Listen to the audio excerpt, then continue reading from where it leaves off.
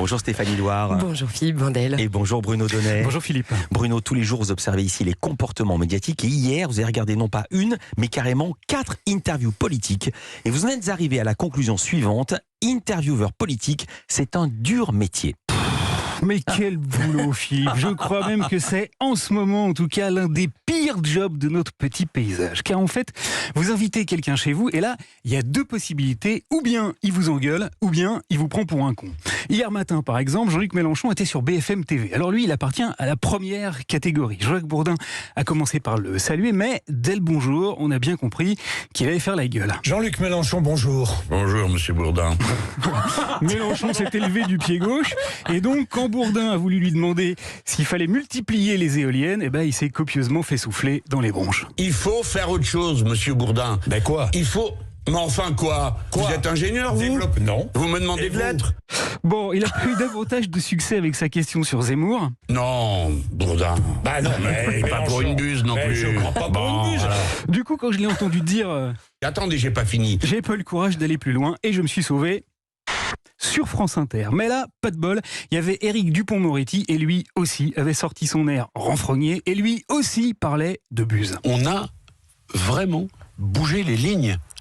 Eh bien ça, voyez-vous, ça vous intéresse moins que le buzz. Léa Salamé a tenté de le questionner sur sa mise en examen, mais Dupond-Moretti voulait pas lui répondre. Alors, il l'a traité de buse. Écoutez, je pense que j'ai été suffisamment clair, vous comprenez vite d'habitude. Ok, pas de chance avec les matinales, je suis donc allé jeter une oreille aux interviews de la veille au soir. Et c'est là, Philippe, que j'ai découvert la 2e catégorie de politiques, ceux qui nous prennent pour des andouilles. François de Rugy était sur le canal 27 de France Info. Alors Rugy, vous vous souvenez, hein? Je déteste le caviar. C'est l'ancien président de l'Assemblée nationale qui s'était fait pincer par Mediapart, entre autres parce qu'il servait des homards à ses copains aux frais de la princesse.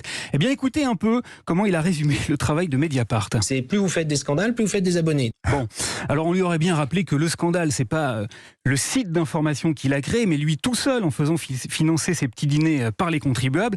Mais le gars avait visiblement tellement bien préparé sa petite affaire qu'il a préféré reprendre celui qui lui posait des questions pour un bulot. C'est-à-dire qu'on fabrique des scandales pour ensuite, évidemment, avoir des abonnés. Et ça marche, hein.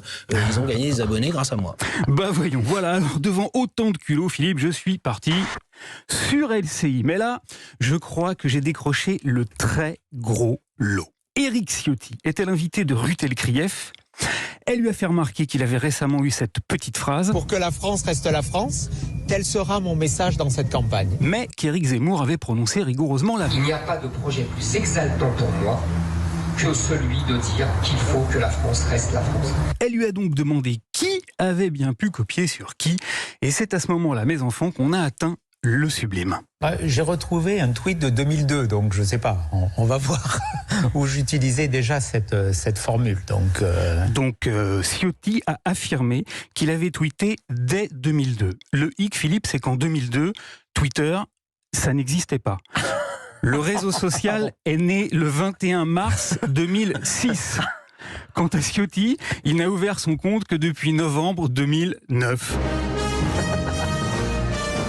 Alors je sais, c'est moche, hein, Philippe, mais la politique, c'est parfois aussi anachronique que Retour vers le futur. Magnifique démonstration. Merci beaucoup Bruno Donnet. À demain.